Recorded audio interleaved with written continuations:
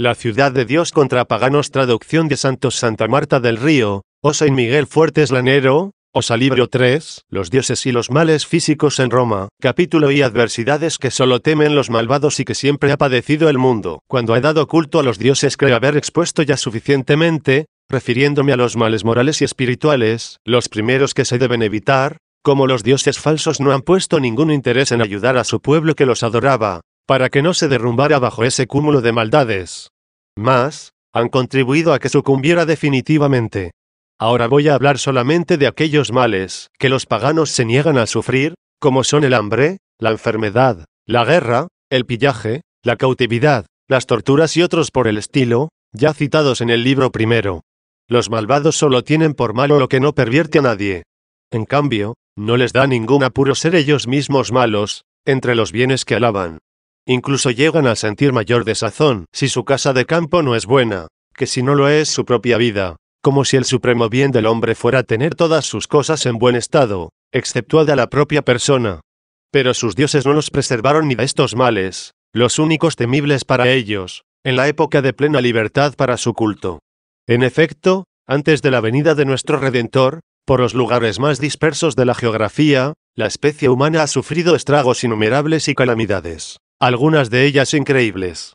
¿Y qué otros dioses adoraba el mundo entonces, sino estos mismos, exceptuando el pueblo hebreo y un reducido número, por doquier, fuera de él, que fueron dignos de la divina gracia, según una decisión secreta y justa de Dios? Pero, en fin, para no alargarme demasiado, pasaré por alto las enormes desgracias padecidas por todos los pueblos de la tierra.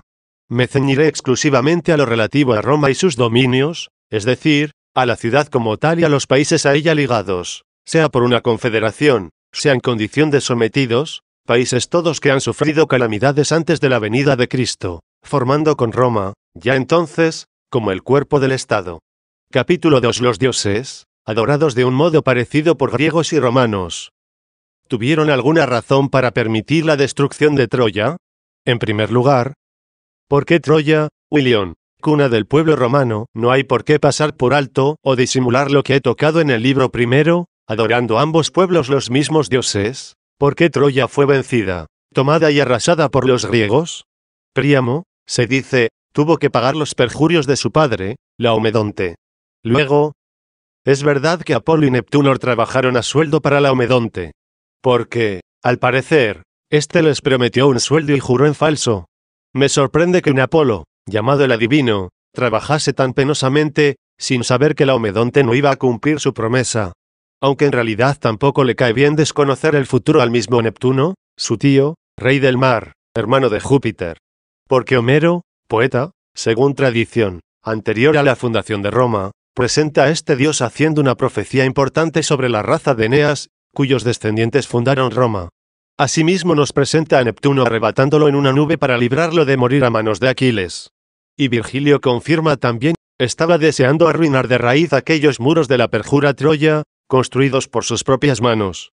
Así que unos dioses tan importantes como Neptuno y Apolo, al ignorar que Laomedonte les iba a negar la paga, se convirtieron en constructores, actuando gratis y para ingratos, de las murallas de Troya. Miren a ver los paganos si no es más grave creer a tales dioses, que hacerles perjurio. El mismo Homero no se lo creyó fácilmente, puesto que nos presenta a Neptuno luchando contra los troyanos, y a Apolo a favor de ellos, siendo así que según la leyenda ambos están ofendidos por el mismo perjurio. En fin, si tienen fe en las leyendas, sientan rubor de dar culto a tales divinidades, y si no la tienen, que no pongan como pretexto los perjurios de Troya, o, también, que se admiren de que los dioses han castigado los perjurios de Troya, y han sentido simpatía por los de Roma.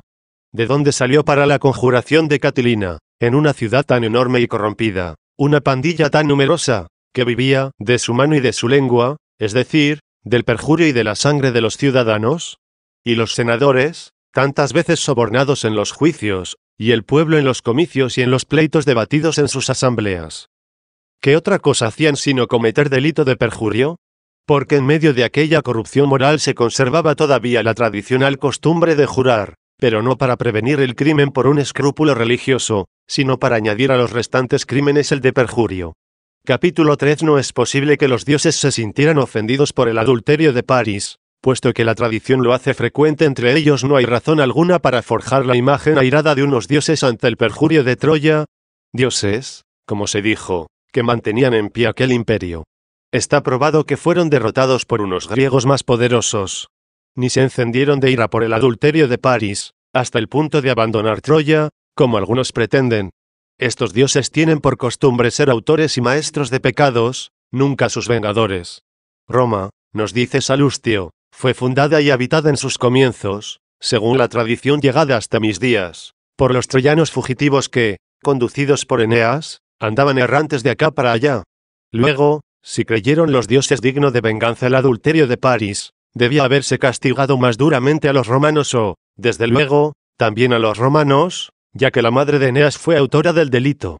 Pero, como lo rechazaban en París quienes en Venus, su compañera, admitían, por no citar otros, el adulterio de Anquises, del cual nació Eneas.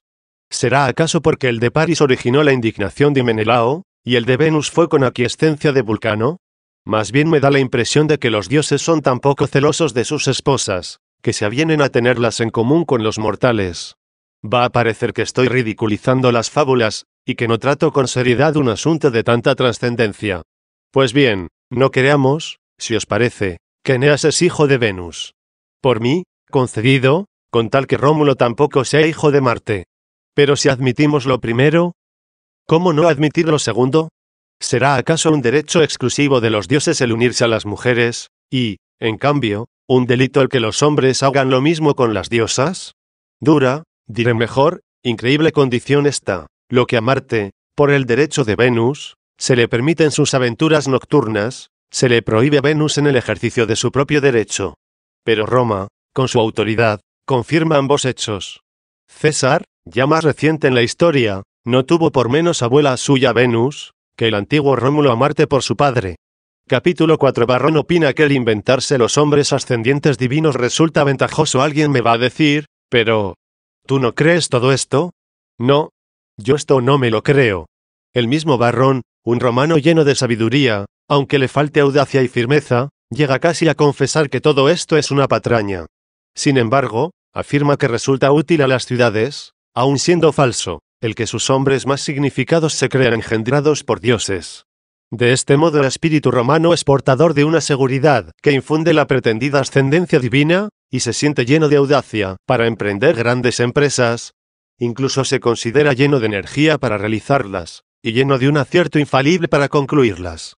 Esta forma de pensar de Varrón, expresada con mis palabras, como he podido, ya te das cuenta qué puerta tan ancha abre a la mentira.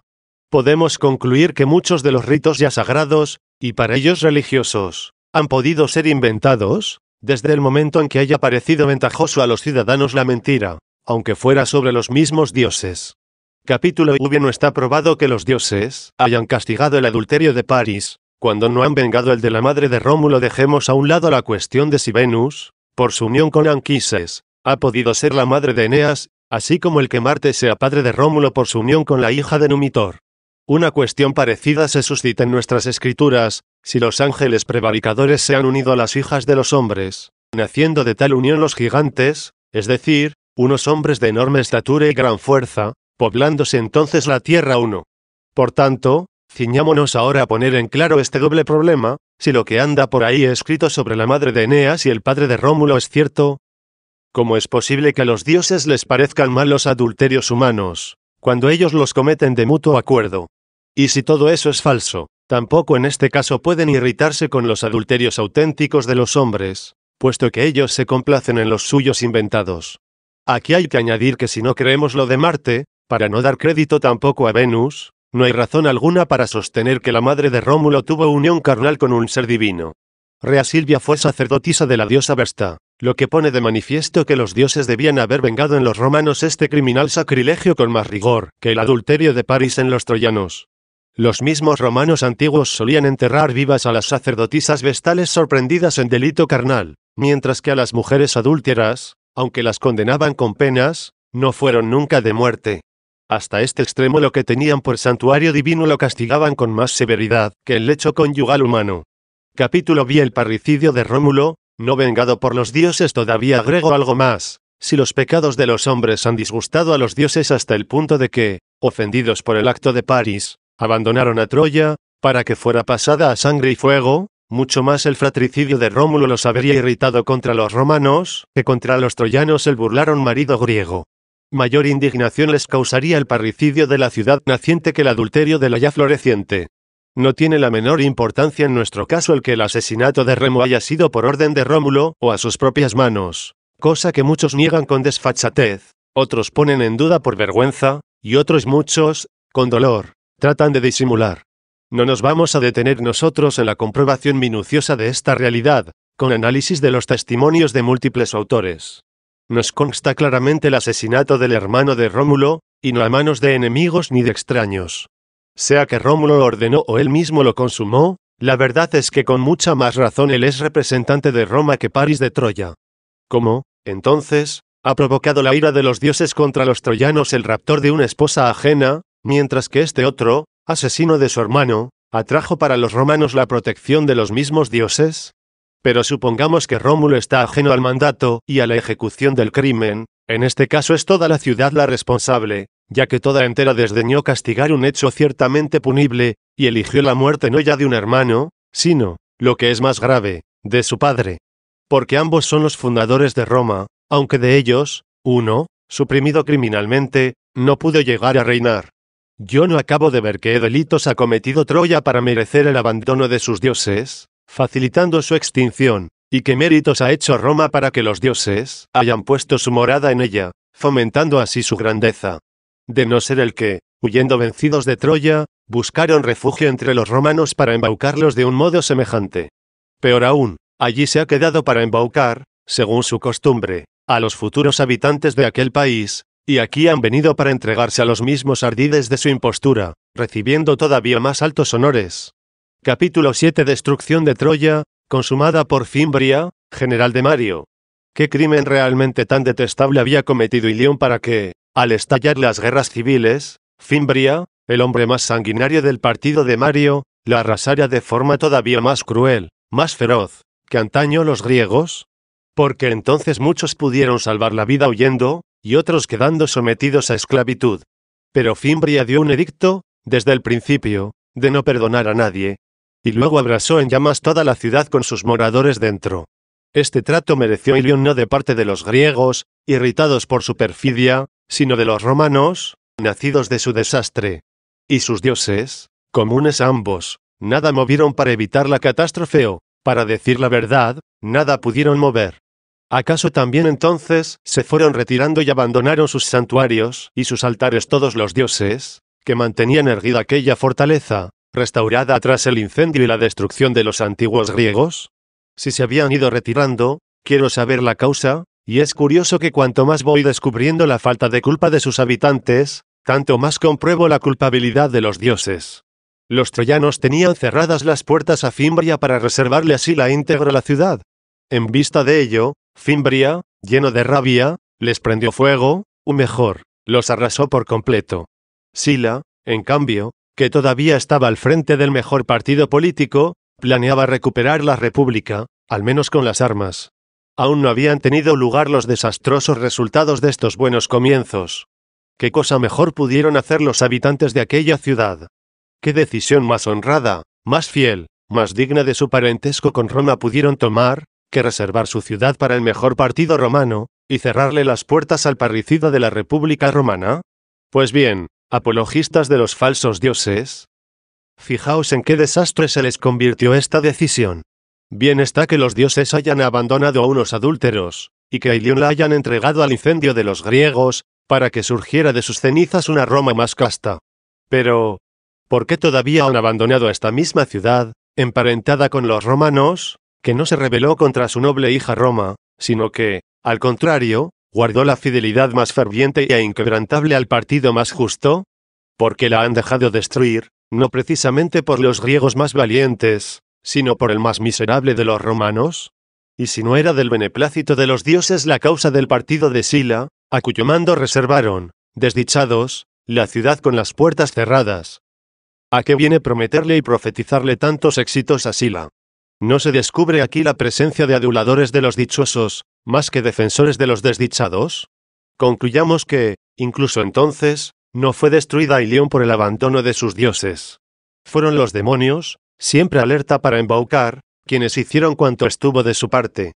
En la total ruina e incendio de los ídolos junto con la ciudad, solamente quedó en pie, íntegra, refiere Tito Livio, la estatua de Minerva, bajo la inmensidad ruinosa de su templo.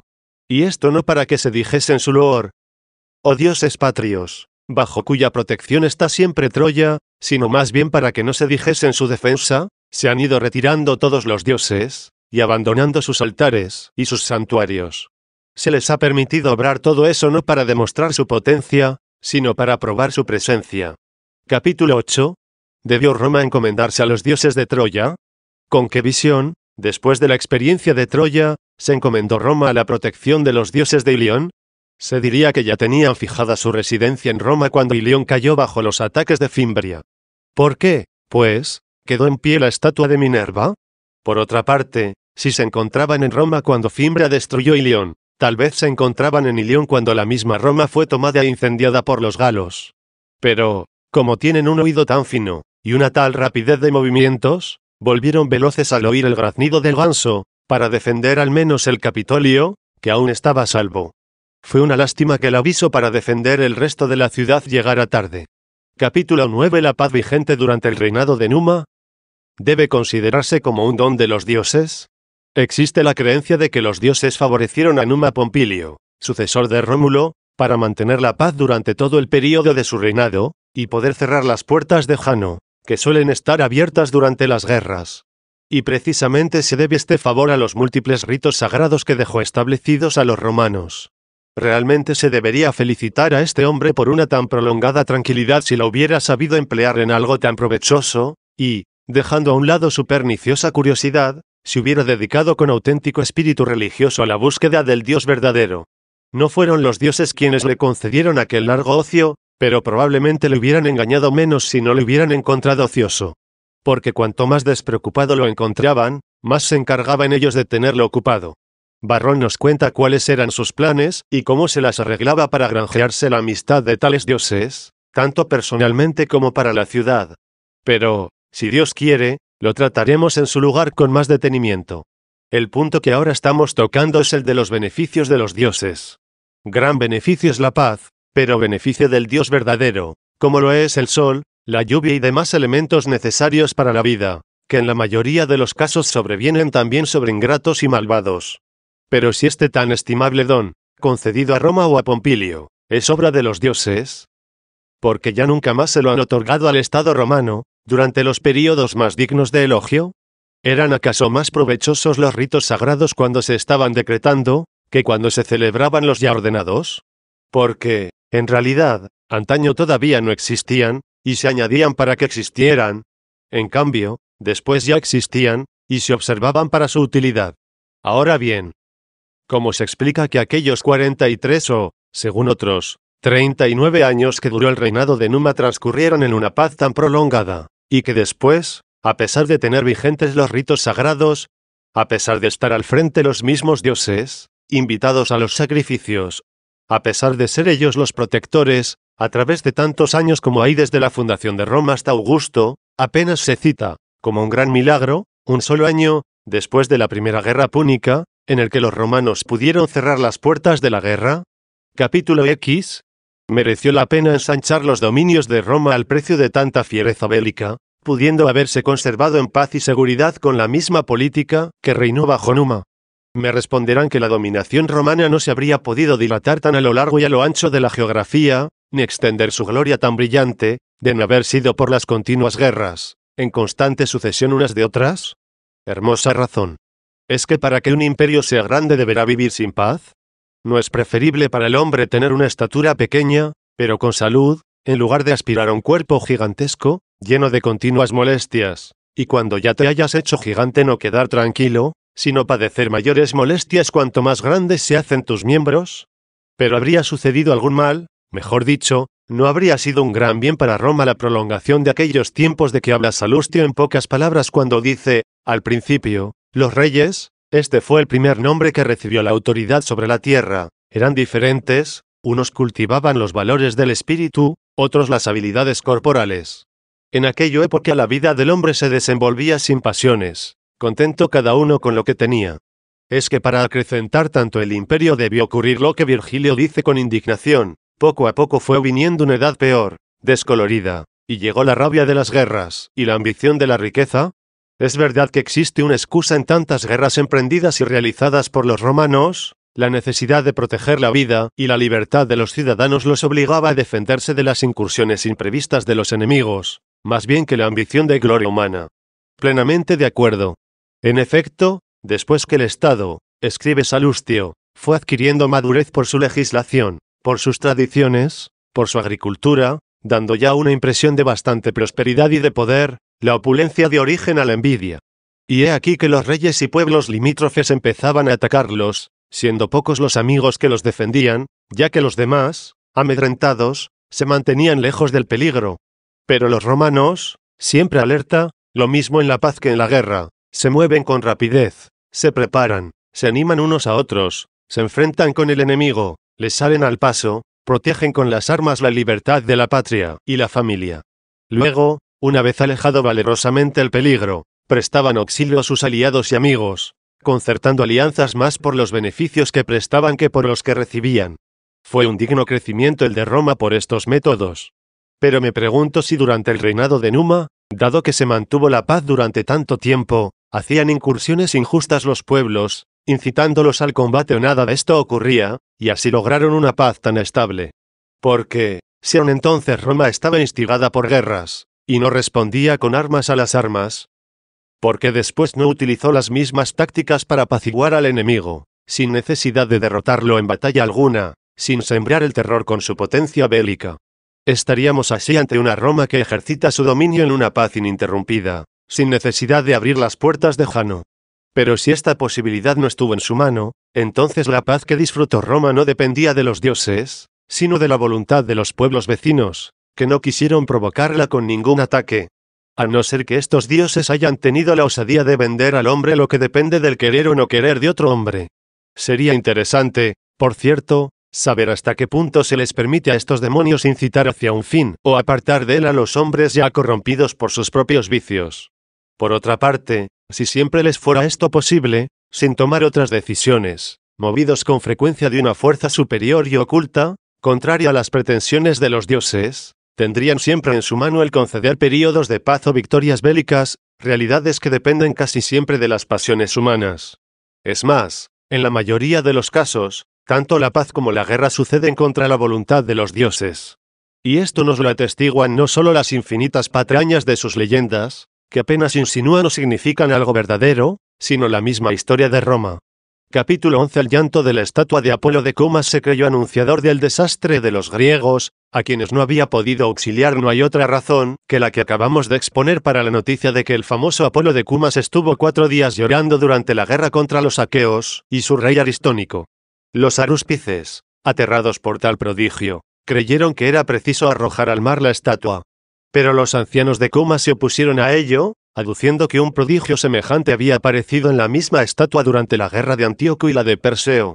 Dieron fe, además, de que en vista de la victoria de los romanos, el Senado, por decreto, envió presentes a este mismo Apolo. Se hizo venir a otros agoreros, tenidos por más peritos.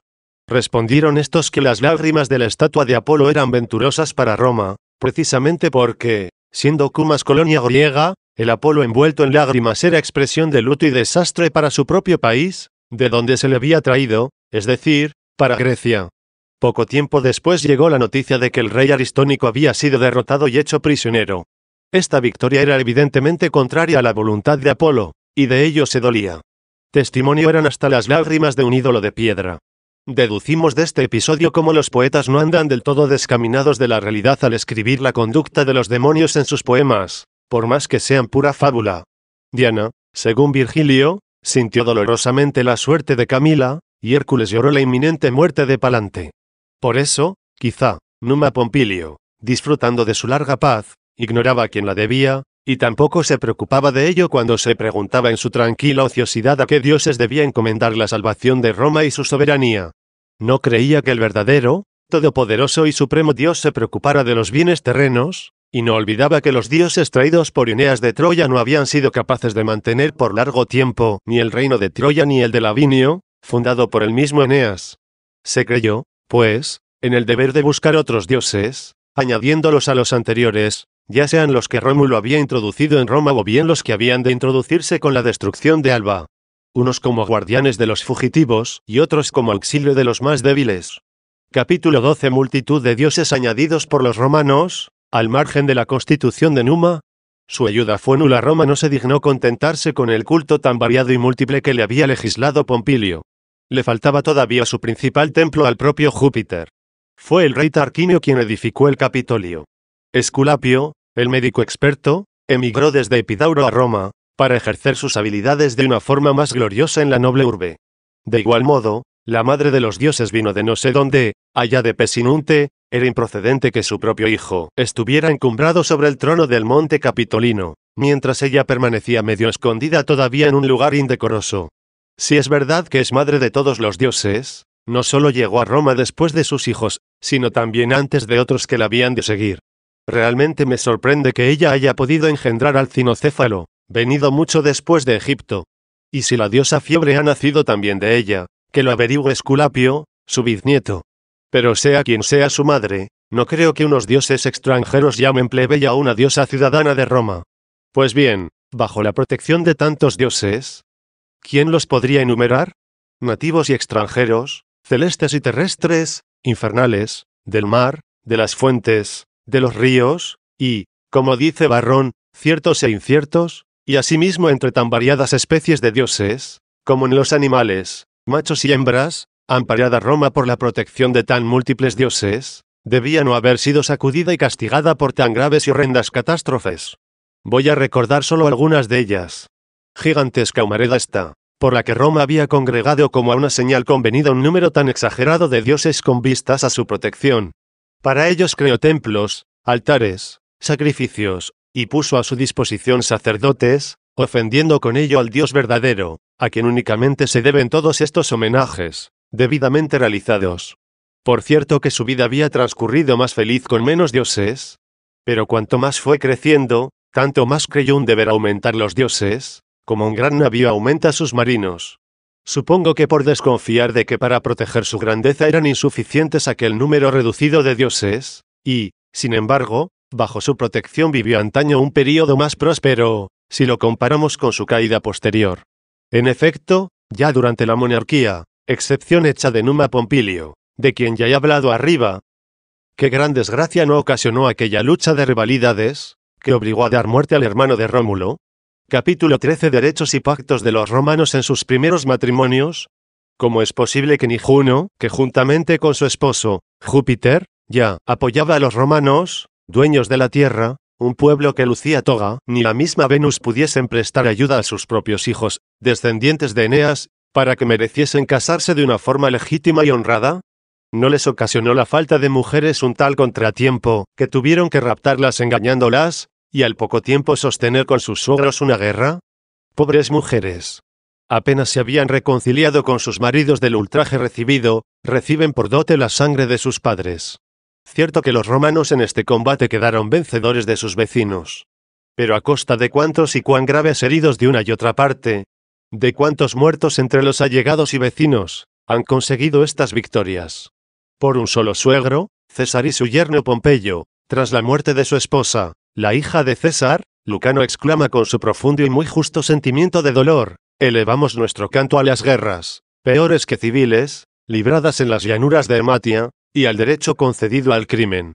Vencieron, sí, los romanos, y con sus manos todavía ensangrentadas por la matanza de sus suegros, arrancaron de sus hijas lastimeros abrazos. Ellas no se atrevían a llorar a sus padres muertos por no ofender a sus maridos victoriosos. Durante el combate no sabían por quiénes hacer votos. No fue Venus quien obsequió al pueblo romano con tales nupcias, sino Belona. O tal vez Alecto, aquella furia infernal que, aun cuando ya les era propicia Juno, les causó más perjuicios que cuando era excitada por los ruegos de Juno contra Eneas. Andrómaca fue más feliz, cayendo en cautiverio, que aquellas mujeres casándose con los romanos. Al fin y al cabo, después de sus abrazos conyugales, aunque abrazos de esclava, ningún troyano murió a manos de Pirro. En cambio, los romanos mataban en los combates a los suegros cuyas hijas abrazaban en el tálamo. Andrómaca, sometida al vencedor, solo pudo llorar la muerte de los suyos, pero no temerla. Las sabinas, ligadas ya a los combatientes, temían la muerte de sus padres cuando veían a sus esposos salir en son de combate, y, cuando ya volvían, se lamentaban para sus adentros, sin tener libre curso ni al temor ni al dolor. Porque al morir sus antiguos vecinos, sus hermanos, sus padres, o bien con una inevitable piedad sentían profundo dolor, o bien se alegraban cruelmente de la victoria de sus maridos. Ocurría incluso algo peor, dado que la guerra lo era para ambos bandos, unas perdían sus maridos a manos de sus padres, y otras perdían padres y maridos a manos de unos y de otros. No fueron fáciles para los romanos aquellos aprietos. Llegaron a tener asediada la ciudad, defendiéndose a puertas cerradas. Hubo un engaño y las abrieron, de modo que entraron los enemigos dentro de los muros. Entonces tuvo lugar en el mismo foro una atroz y criminal refriega entre suegros y yernos.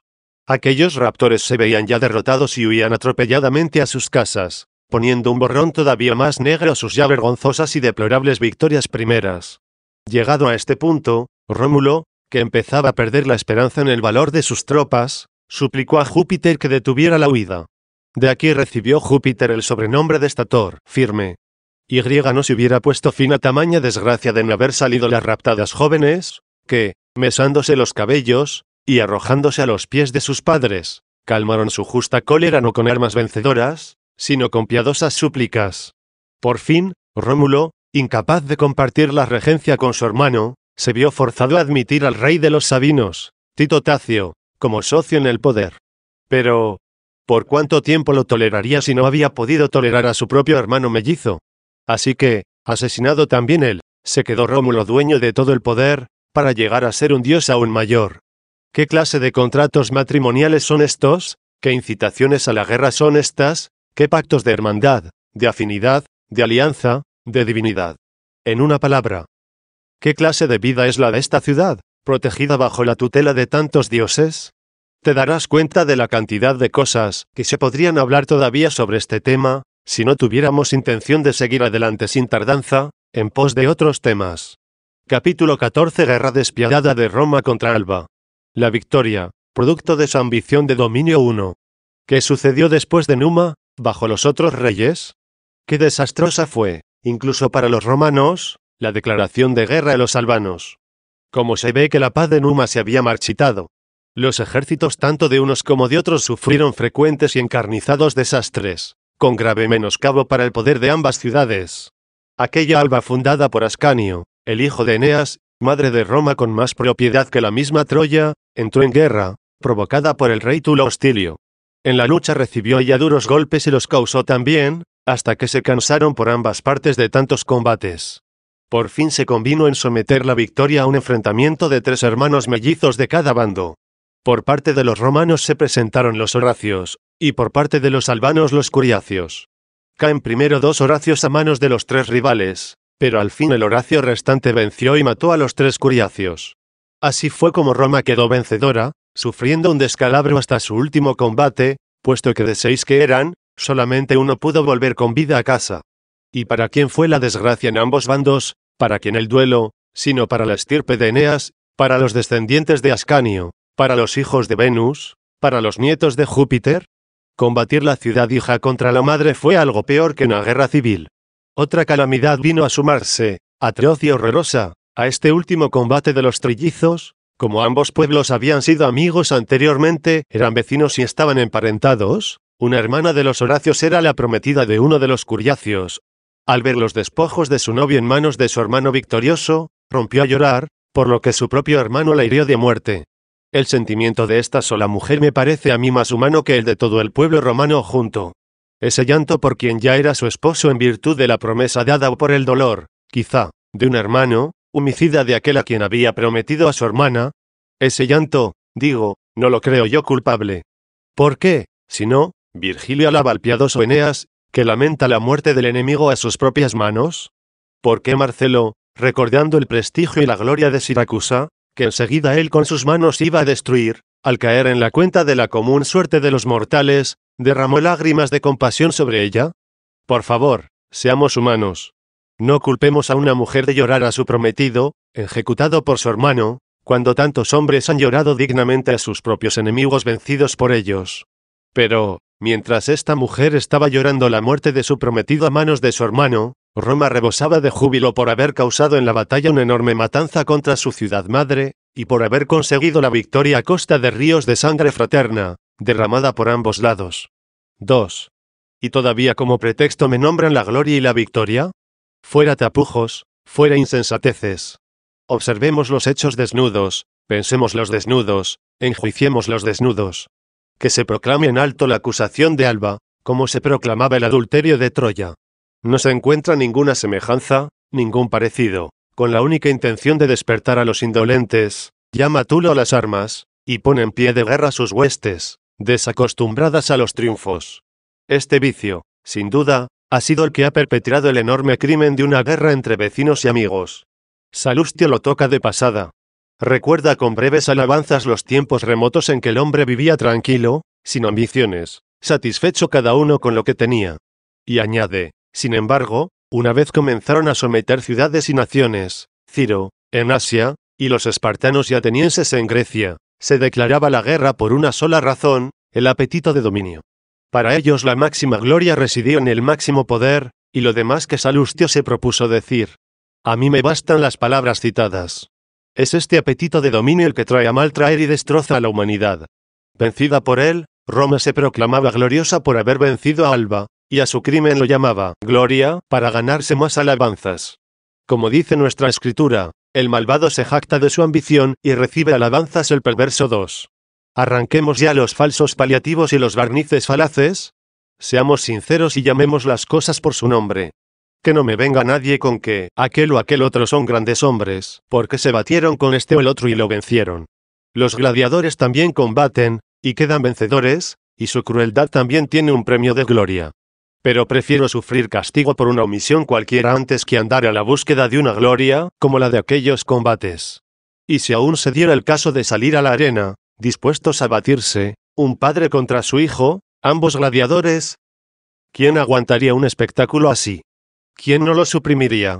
Entonces, ¿cómo ha podido ser glorioso el enfrentamiento armado entre dos ciudades, madre y hija? ¿Acaso la situación cambia porque allá no hubo arena, y los vastos campos de batalla, en lugar de dos gladiadores, quedaban sembrados de cadáveres de dos pueblos? ¿O porque el escenario de tales combates no estaba rodeado por un anfiteatro, sino por todo el mundo, ofreciendo un despiadado espectáculo a los contemporáneos y a sus descendientes, hasta donde se extiende la fama de tales gestas? 3. Sin embargo, aquellos dioses, protectores de Roma, que contemplaban como espectadores tales enfrentamientos, sufrían una contrariedad en sus deseos, hasta que la hermana de los Horacios recibió el golpe mortal de la espada fraterna. Se trataba de añadirla a sus hermanos para completar el número 3, que era el de los caídos Curiacios, no fuera a tener menos muertos Roma, aunque hubiera quedado vencedora. A continuación, y como un fruto de tal victoria, Alba fue arrasada. Había sido la tercera morada de los célebres dioses troyanos, después de Ilión, destruida por los griegos, y después de Lavinio, lugar elegido por Eneas para fundar un reino de extranjeros y fugitivos. Pero quizá, siguiendo su costumbre, también de Alba habían ya emigrado, y por eso fue destruida. Se habían ido retirando, claro está, y habían abandonado sus santuarios y sus altares todos los dioses que mantenían erguido aquel imperio. Ya era la tercera vez que se habían marchado.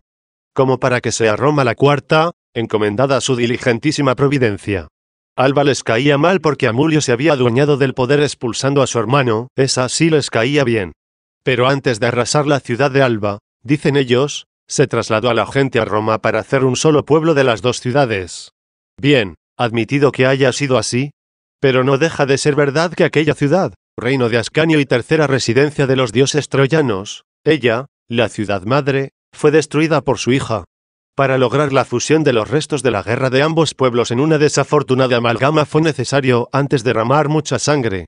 ¿Para qué voy a entrar en detalle con las demás guerras? Siempre las mismas, repetidas una y otra vez bajo los reyes siguientes, que parecían terminar con la victoria, a costa de tamaños estragos una y otra vez, y repetidas una y otra vez entre yernos y suegros o sus descendientes, tras haber firmado pactos y haber hecho las paces.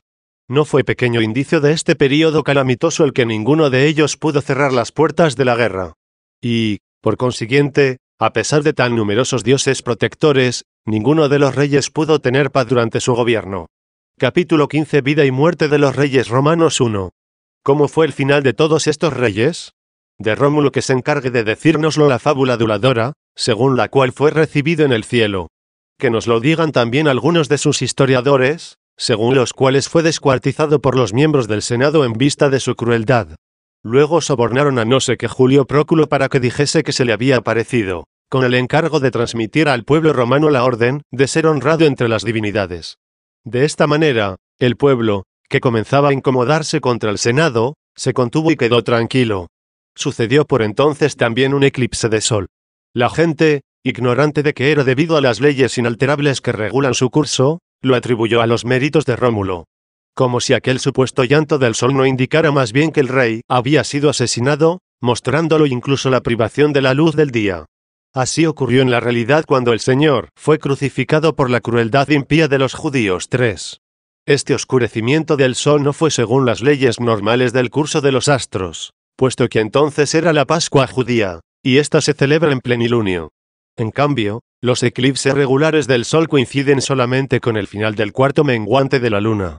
Cicerón da suficientemente a entender que esta recepción de Rómulo entre los dioses es más conjetura que realidad. En su obra sobre la República lo elogia por boca de Escipión, y dice, dejó Rómulo tras de sí un tan alto concepto que, al desaparecer repentinamente en un eclipse de sol, se creyó que entró a formar parte de los dioses. Esta opinión de su persona ningún mortal ha podido jamás conseguirla sin una extraordinaria fama de virtud. En las palabras, desapareció repentinamente, se entiende, como es lógico, que fue por efecto de una violenta tempestad, o bien por una muerte criminal secreta. Algunos escritores al eclipse de sol añaden una repentina tempestad, que, sin duda, fue la ocasión del crimen, o ella misma acabó con Rómulo. De Tulo Hostilio, el tercer rey a partir de Rómulo, fulminado también por un rayo, dice Cicerón en la misma obra, que no se le creyó admitido a formar parte de los dioses después de tal muerte, los romanos no quisieron dar publicidad, es decir, rebajar de categoría, atribuyendo fácilmente a otro lo que tenían en Rómulo por seguro, entendámonos, según la convicción general. Es suya también esta afirmación sin rodeos de las catilinarias, al ilustre fundador de esta ciudad, Rómulo, lo hemos elevado al rango de los dioses inmortales por benevolencia, en vista de la fama adquirida. Estas palabras dejan entender que no se trata de un hecho real, sino de una opinión lanzada por alguien y luego extendida por doquier como reconocimiento generoso al mérito de sus virtudes. En el diálogo del Hortensio, hablando Cicerón de los eclipses regulares de sol, dice, para producir las mismas tinieblas que produjo en la muerte de Rómulo, acaecida durante un eclipse de sol. Aquí no se recata de hablar de su muerte como hombre, ya que se muestra más usando la dialéctica que el panegírico. 2. Los demás reyes de Roma, si exceptuamos a Numa Pompilio y Anco Marcio, que murieron por enfermedad. ¿Qué muertes más horrendas tuvieron? Tulo Hostilio, el vencedor y destructor de Alba, fue fulminado, como ya he dicho, por un rayo con toda su casa. Tarquinio el Antiguo pereció asesinado por los hijos de su predecesor. Servio Tulio fue víctima del vil asesinato de su yerno Tarquinio el Soberbio, su sucesor en el trono. Y los dioses no se marcharon abandonando sus templos y sus altares, ante tamaño parricidio perpetrado contra el rey más excelente de aquel pueblo. Aquellos dioses, que, indignados, según se dice, por el adulterio de París, habían abandonado a la desdichada Troya, dejándola en manos de los griegos para su incendio y desolación. No, al contrario, Tarquinio, además de matar a su suegro, lo sucedió en el trono. Aquellos dioses vieron a este vil parricida subir al trono asesinando a su suegro, y llenarse de orgullo por numerosas guerras y victorias, y construir con el botín el Capitolio. Pero lejos de marcharse, se han quedado allí bien presentes, soportando que su rey, Júpiter, los presidiera y los gobernara desde aquel templo magnífico, es decir, desde la obra de un parricida. No creamos que levantó el Capitolio siendo todavía inocente y luego, por sus crímenes, fue expulsado de Roma. No. Se adueñó del reino gracias a un salvaje crimen, y fue en ese reinado cuando construyó el Capitolio. Andando el tiempo, los romanos lo destronaron y lo expulsaron fuera de los muros de la ciudad. Pero no fue debido a que él en persona violara a Lucrecia, sino su hijo. El estupro tuvo lugar sin su conocimiento y, Además, en ausencia suya, se encontraba entonces asediando la ciudad de Ardea y mantenía una guerra a favor de Roma. No sabemos cuál hubiera sido su reacción en caso de haber llegado a su conocimiento la infamia de su hijo. No obstante, sin conocer su opinión ni consultarlo, el pueblo lo privó del poder. Cuando volvió el ejército, se le ordenó abandonarlo. Se cerraron las puertas y ya no se le permitió entrar en la ciudad. Entonces él, después de sublevar los pueblos vecinos contra Roma, y destrozarla con atroces guerras, después de no haber sido capaz de reconquistar el trono, abandonado de aquellos en cuyo auxilio confiaba, se retiró a Túsculo, vecina de Roma, y allí vivió con tranquilidad como simple ciudadano 14 años, según dicen. Llegó a la vejez en compañía de su esposa, y tuvo un final más envidiable, sin duda, que el del suegro, quien pereció asesinado por su yerno, no sin la complicidad, según parece, de su propia hija. No lo han llamado los romanos a este Tarquinio precisamente el cruel, o el criminal, sino el soberbio, quizá porque su orgullo de romano no soportaba la altivez de su real presencia. En efecto, tampoco caso hicieron del crimen cometido en la persona del suegro, rey ejemplar, que lo proclamaron su propio rey.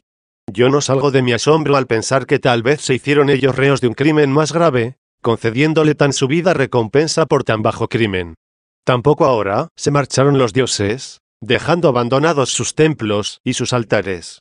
A no ser que alguien, para salir en su defensa, diga que permanecieron en Roma precisamente para poder castigar a los romanos, más bien que para beneficiarlos con su ayuda, cautivándolos con huecas victorias y destrozándolos con sangrientas guerras.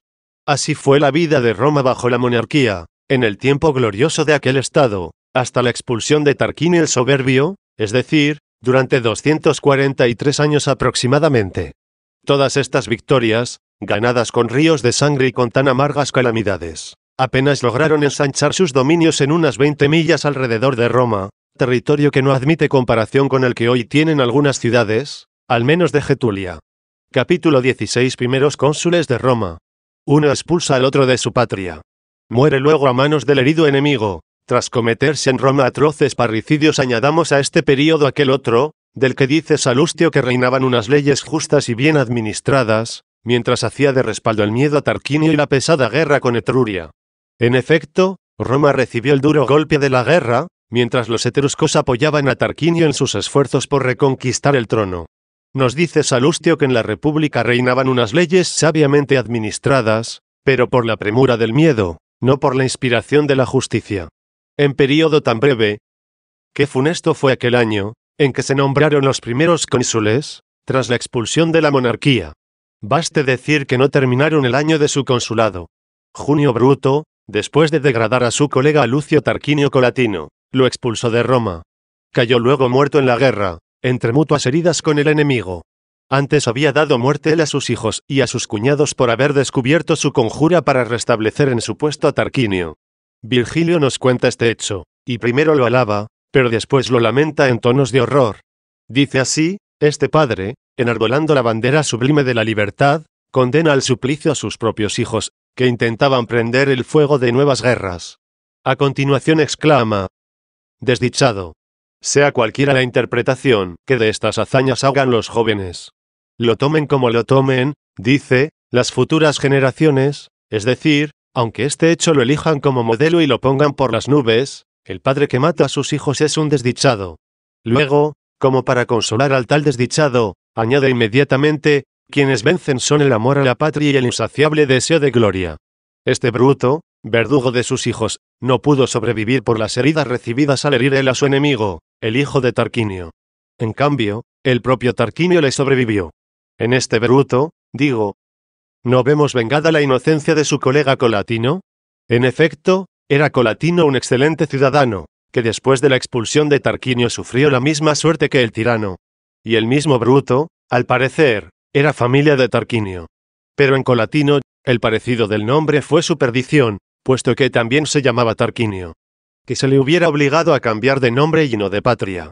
En último caso, que de su nombre hubiera desaparecido la palabra Tarquinio, llamándose Lucio Colatino sin más. Pero no perdió lo que podía haber perdido sin mengua alguna. Era necesario al primer cónsul obligarlo a renunciar a su magistratura. Era necesario a este intachable ciudadano despojarlo del derecho de ciudadanía. ¿Acaso también es motivo de gloria una tan detestable tiranía en Junio Bruto, sin la menor utilidad para la República? ¿Acaso también para cometerla, quien venció fue el amor a la patria, y el insaciable deseo de gloria? Por cierto que, una vez desterrado el tirano Tarquinio, fue elegido cónsul el marido de Lucrecia, L. Tarquinio Colatino, juntamente con Bruto. Con cuánta justicia el pueblo se fijó no en el nombre de un ciudadano, sino en su conducta. Y con cuánta injusticia Bruto, su colega en aquella primera y recién estrenada dignidad consular, lo despojó de su cargo y de su patria, pudiendo despojarlo simplemente del nombre, si es que le resultaba ofensivo. Todos estos males se cometieron, todas estas calamidades sobrevinieron, mientras reinaban unas leyes justas y bien administradas. Asimismo, Lucrecio, elegido para suceder en el cargo a Bruto, murió de una enfermedad antes de terminar ese mismo año. De este modo, Publio Valerio, sucesor de Colatino, y Marco Horacio, que sustituyó al difunto Lucrecio, completaron aquel año fúnebre e infernal, que llegó a tener 5 cónsules. Con este año inauguró la República Romana su nueva dignidad y el nuevo poder del consulado. Capítulo 17 Males que afligieron a la República Romana en sus comienzos, sin que recibiera ninguna ayuda de los dioses adorados por ella. 1. Una vez que el miedo fue desapareciendo poco a poco, no por cesar las guerras, sino por haber aligerado un tanto, es decir, finalizado el período en que reinaban unas leyes justas y bien administradas, siguió una época brevemente descrita por Salustio. Empezaron entonces los patricios a someter a servidumbre al pueblo, a disponer tiránicamente de sus vidas, a cargar sus espaldas, a arrojarlos de sus campos, a acaparar todo el poder ellos solos, con exclusión de los demás. Abrumado estaba el pueblo de tantas injusticias y, sobre todo, de tantos impuestos. Soportaba al mismo tiempo la carga del tributo por guerras continuas y el servicio militar. Por todo ello se levantó en armas, y se concentró en los montes Sagrado y Aventino. Consiguió con ello la creación a su favor del tribuno del pueblo junto con otros derechos. Pero al fin de las discordias y de los enfrentamientos por ambas partes lo trajo la Segunda Guerra Púnica. ¿Y por qué me entretengo tanto tiempo y entretengo a mis lectores con esta descripción? Es Salustio quien con breves trazos nos dibuja el panorama de esta época, lo desdichada que fue aquella república tan prolongada a través de los años, hasta la Segunda Guerra Púnica. En su política externa, con guerras, fuente de una incesante inquietud. En el interior, con discordias y rebeliones civiles. Por consiguiente, aquellas victorias no constituyeron un auténtico disfrute de bienestar, sino más bien pasajeros desahogos de una vida desdichada, y un acicate estimulante de espíritus inquietos para soportar más y más sufrimientos estériles. No quisiera que los hombres de bien y sensatos romanos se indispusieran por lo que estoy diciendo. Aunque, bien mirado, no veo por qué haya que pedírselo ni advertírselo siquiera. Estoy totalmente seguro de que no se indispondrán en absoluto. En realidad, no digo cosas más duras ni con más dureza que sus propios escritores. Claro que me considero muy por debajo de ellos en estilo y en tiempo para dedicarme a ello. Por otra parte, ellos han gastado muchas energías en estudiarlos, y las hacen gastar a sus hijos. ¿Y si me aguantan? ¿Se van a indisponer si me limito a reproducirles lo que dice Salustio? Estas son sus palabras: surgieron infinidad de desórdenes, de rebeliones y, por fin, guerras civiles. Mientras tanto, un reducido número de potentados, cuyos favores habían ganado a la mayoría, encubrían sus ansias de dominio bajo el honorable pretexto de obrar en nombre del Senado o del pueblo. Se tenía por buenos o malos a los ciudadanos, no por sus hechos meritorios en pro del Estado. En realidad, todo el mundo estaba igualmente corrompido, sino por el grado de sus riquezas o de su potencia nociva. Cuando uno defendía su situación presente, entonces era tenido por bueno. Los historiadores han creído moverse en la auténtica libertad al no callar las lacras de su propia patria. Ellos mismos se han visto obligados más de una vez a prodigarle grandes elogios, a falta de otra más auténtica, cuyos ciudadanos estén inscritos para toda la eternidad. Por tanto, ¿qué no deberemos hacer nosotros, cuya libertad debe ser tanto mayor cuanto es mejor y más cierta nuestra esperanza en Dios, al ver que le imputan a nuestro Cristo los males de la época presente, con el fin de apartar a los más débiles e incautos de esta patria, en la cual, y solo en ella, viviremos una felicidad sin fin? La verdad es que no decimos contra sus dioses cosas más monstruosas que las dichas por sus escritores, tan leídos y decantados por ellos. No hacemos aquí más que tomar de sus escritos, y no nos sentimos capaces de expresar toda la verdad, ni todos sus matices. 2. ¿Dónde estaban aquellos dioses, cuyo culto han creído de utilidad para conseguir en este mundo la felicidad, tan menguada y mentirosa, mientras los romanos, a quienes se vendían estos dioses por el precio de su veneración con refinadísima astucia, estaban plagados de duras calamidades? ¿Dónde estaban cuando el cónsul Valerio defendía con todas sus fuerzas el Capitolio en llamas y le mataron exiliados y esclavos? ¿Cómo es posible que le resultara más fácil a él socorrer la mansión de Júpiter que recibir ayuda de todo aquel tropel de divinidades, con su rey a la cabeza, el más grande y el mejor, cuyo templo había librado el cónsul? ¿Dónde estaban cuando Roma, agotada por el más amargo de los males, las rebeliones, esperaba, en un momento de calma, a los embajadores enviados a Atenas para cambiar las leyes, y fue devastada por el hambre y una peste espantosas? ¿Dónde estaban cuando el pueblo, de nuevo atacado por el hambre, creó por primera vez un prefecto de abastecimiento y agravándose aquel hambre, Espurio Melio, por proveer de trigo a la hambrienta multitud, incurrió en el delito de aspiración al trono real? Y a instancias del citado prefecto, y por decreto del dictador Lucio Quintio, un viejo ya decrépito, fue muerto a manos de Quinto Servilio, jefe de caballería, en medio de un enorme y peligroso tumulto de la ciudad. ¿Dónde estaban cuando se originó la peste más grave, y el pueblo larga y profundamente agotado, ante la falta de recursos, decidió ofrecer a estos dioses inútiles nuevos lectisternios, cosa que jamás antes había realizado? Se extendían en honor de los dioses unos lechos, de ahí este sagrado rito, o mejor este sacrilegio, ha tomado el nombre.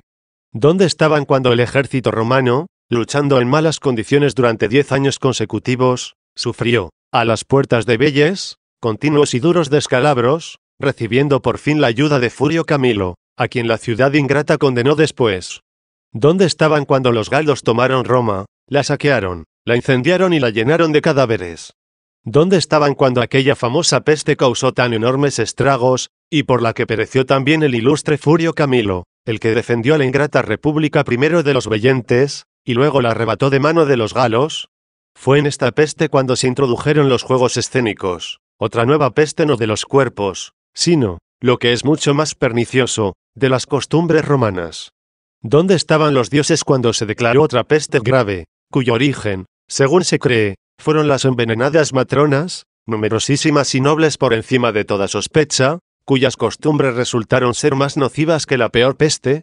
¿O cuando los dos cónsules con su ejército, cercados por los samnitas, hasta hacerlos entrar en el desfiladero de las orcas caudinas, fueron obligados a firmar con ellos un pacto vergonzoso, llegando a tener que dejar como rehenes a 600 de caballería, mientras a los demás, depuestas las armas y la indumentaria, despojados de su uniforme, en ropa estrictamente personal, se les hizo pasar bajo el yugo enemigo? ¿O cuando una terrible peste azotaba el mundo civil, mientras en el ejército muchos cayeron fulminados por un rayo? ¿O, también, cuando en otra inaguantable peste se vio Roma forzada a llamar a Esculapio de Epidauro, como al dios médico, y a utilizar sus habilidades, puesto que al rey de todos ellos, Júpiter, ya entronizado en el Capitolio desde hacía mucho, las frecuentes aventuras obscenas de su mocedad no le habían dejado tiempo, por lo visto, para aprender la medicina?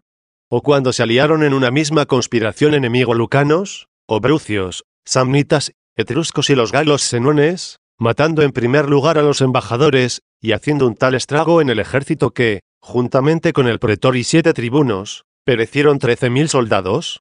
¿O cuando las rebeliones internas de Roma, tan prolongadas y tan graves, cuyo resultado fue la ruptura de hostilidades por parte del pueblo, que al fin se retiró al janículo? Tan funesta fue esta calamidad, que se vieron obligados a nombrar dictador a Hortensio, decisión que solo se tomaba en peligros extremos. Logró Hortensio retirar al pueblo de su postura, pero su vida expiró durante su magistratura, cosa que a ningún dictador había ocurrido hasta entonces y que constituye una falta imperdonable para aquellos dioses, presente como estaba ya Esculapio. 3. Por aquel entonces las guerras se multiplicaron por todas partes de tal forma que, a falta de soldados, alistaban en el ejército a los proletarios, llamados así porque solo tenían como misión el engendrar prole para el Estado, ya que su pobreza no les daba la categoría necesaria para formar parte del ejército. Pirro, el rey de Grecia, entonces en la cumbre máxima de su gloria, fue llamado por los tarentinos y declarado enemigo de Roma. Acudió a Apolo para consultarle sobre el futuro de los acontecimientos. Apolo, con mucha elegancia, le respondió en un oráculo tan ambiguo que, sucediera lo que sucediera, él seguiría conservando su categoría de divino. Así le contestó: te anuncio, Pirro, poder vencer los romanos, dícote, Pirre, vincere pose romanos. Así que, ya vencieran los romanos a Pirro, o Pirro a los romanos, el adivino podía esperar seguro cualquier desenlace. Qué horrenda carnicería hubo entonces en ambos ejércitos. De todas formas, Pirro quedó vencedor. Podía proclamar que Apolo, en vista de su penetración del futuro, era un ser divino, si no fuera porque en otro combate, poco tiempo después, los romanos se volvieron a casa con la victoria. En medio de tan desastrosas guerras se declaró, para colmo, una terrible peste entre las mujeres. En efecto, las mujeres próximas a ser madres morían antes de dar a luz. Ante esta situación, Esculapio, tengo entendido, se excusaba diciendo que él era el jefe de todos los médicos, no un tocólogo. Morían también los animales, hasta el punto de pensarse que su raza se extinguiría. Y qué decir de aquel inolvidable invierno de increíble dureza, cuando la nieve acumulada llegó a tener alturas peligrosas, incluso en el foro, durante 40 días, y con el Tíber hecho un carambano. ¿Cuántas barbaridades no habrían dicho nuestros adversarios, si todo esto hubiese sucedido en nuestros tiempos? Y qué decir, asimismo, de aquella peste gigantesca. ¿Por cuánto tiempo se estuvo ensañando, y con cuántas víctimas acabó? ¿Acaso no se prolongó todavía con más virulencia durante otro año, a pesar de la presencia de Esculapio, teniéndose que recurrir a los libros sibilinos? En esa clase de oráculos, los recuerda a Cicerón en su obra La adivinación, se suele fiar la gente de los intérpretes que hacen conjeturas dudosas, como pueden o como quieren. Partiendo de tales libros, se publicó cuál era la causa de la peste, que muchos individuos utilizaban gran número de templos para usos privados. Así quedaba libre Esculapio de la grave acusación de incompetencia o de desidia. ¿Y por qué había ocupado mucha gente aquellos edificios, sin la prohibición de nadie, sino porque estaban desengañados de elevar sus preces inútilmente un día y otro día a esta tropel innumerable de dioses, hasta que poco a poco sus adoradores los fueron dejando desiertos? Así, vacíos como estaban, podían al menos ser útiles al hombre sin que nadie se sintiera ofendido. Estas moradas, pues, fueron por entonces reconstruidas y reparadas diligentemente, so pretexto de amansar la peste. Y si no fuera porque con el tiempo volvieron a caer en el olvido, abandonadas y utilizadas de nuevo como antes, no habría por qué atribuirle a Varrón una erudición tan vasta por haber sacado a luz en sus escritos tal variedad de datos ya ignorados acerca de los santuarios. Mientras tanto, con una estudiada cortesía, aunque la peste no se conjuró, sí se logró disculpar a los dioses. Capítulo 18. Desgracias, que destrozaron a Roma en las guerras púnicas. Inútilmente se elevaban súplicas a los dioses en demanda de auxilio 1. Examinemos ahora el período correspondiente a las guerras púnicas. En un principio la victoria se mantuvo varios años vacilante e incierta para el poderío militar de uno y otro bando. Ambos pueblos, a cual más poderoso, se lanzaban mutuamente ataques con toda su potencia y sus recursos bélicos. ¿Cuántos pequeños reinos quedaron destrozados entonces? ¿Cuántas ciudades, populosas e ilustres, quedaron arrasadas? ¿Cuántas llenas de desolación? ¿Cuántas poblaciones se perdieron? ¿Cuántas regiones, por toda la geografía, devastadas? ¿Cuántas veces, por turno, estos se declaraban vencedores y los otros eran vencidos? ¿Cuántas vidas humanas perdidas, tanto entre los combatientes como entre la desarmada población civil? ¡Qué enorme despliegue de fuerzas navales destrozadas, sean los combates, sean tragadas por el mar en infinidad de tempestades! En fin, si me pusiera a describirlo o a recordarlo todo, no pasaría de ser un historiador más. En esta época la población romana fue presa del pánico, y corría en busca de remedios inútiles y ridículos.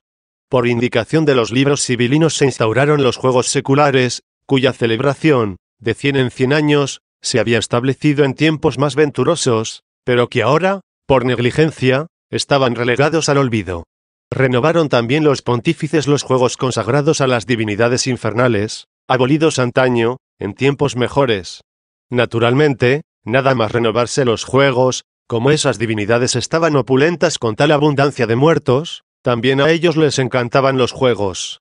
Y mientras tanto, los pobres mortales ofreciendo a los demonios, a fuer de gigantescos juegos, y a las divinidades infernales a fuer de opíparos banquetes, sus mismas rabiosas guerras, sus sangrientos corajes, sus fúnebres victorias conseguidas por uno y otro bando. Nada más lamentable en la primera guerra púnica que la derrota de los romanos, hasta el punto de caer prisionero el célebre Régulo, de quien hemos hecho mención en el primero y segundo libros, un gran hombre, sin discusión. Había vencido antes y sometido a los cartagineses. Él fue quien declaró esta primera guerra púnica, y hubiera triunfado sobre los agotados cartagineses de no haber sido por su desmesurada pasión por la exaltación y la gloria. Ellos le llevaron a imponer condiciones de una dureza insoportable. Si la cautividad de este héroe, imprevista del todo, si su humillante esclavitud, si la escrupulosa fidelidad a su juramento y la atrocidad de su muerte no hace avergonzarse a esos dioses, entonces es verdad que son puras estatuas de bronce, sin vida en sus venas. 2. Pero durante este período tampoco faltaron las más graves calamidades dentro de los muros de Roma. El Tíber se desbordó de una forma insólita y quedaron asolados todos los barrios bajos de la ciudad, unos fueron arrastrados por el ímpetu torrencial del río, y los otros, anegados en las aguas largo tiempo estancadas, se derrumbaron. A este azote de la ciudad lo siguió otro peor todavía, el fuego. Empezó por adueñarse de algunos edificios más altos cerca del foro, no perdonando siquiera el templo más entrañable de Vesta, donde se guardaba la costumbre de hacerle una como oblación de vida siempre nueva, mediante la renovación de leños ardientes con un exquisito cuidado por manos de doncellas vírgenes. Y esto no precisamente como un honor para ellas, sino más bien como una condena. Sucedió en aquel momento que el fuego no se contentó con mantenerse vivo, sino que empezó a devorar a su alrededor. Aterradas las vírgenes de su voracidad, se vieron incapaces de salvar del incendio los sagrados emblemas del destino, que ya habían traído la ruina de 3 ciudades, moradas suyas anteriores. En esto, el pontífice Metelo, jugándose la vida, se lanzó y, medio abrasado, pudo arrebatarlos del fuego. Pero ni el fuego lo reconoció a él ni había allí divinidad alguna, puesto que, si la hubiera, ya habría escapado. He aquí como un simple hombre pudo hacer más por los emblemas sagrados de Vesta, que la misma diosa por el hombre. Si estos emblemas no eran capaces de salvarse a sí mismos del fuego, ¿cómo iban a poder defender de la inundación o de las llamas a la ciudad, que confiaba estar a salvo bajo su protección? Nada con tanta evidencia como los mismos acontecimientos han puesto de manifiesto la absoluta impotencia de tales simulacros.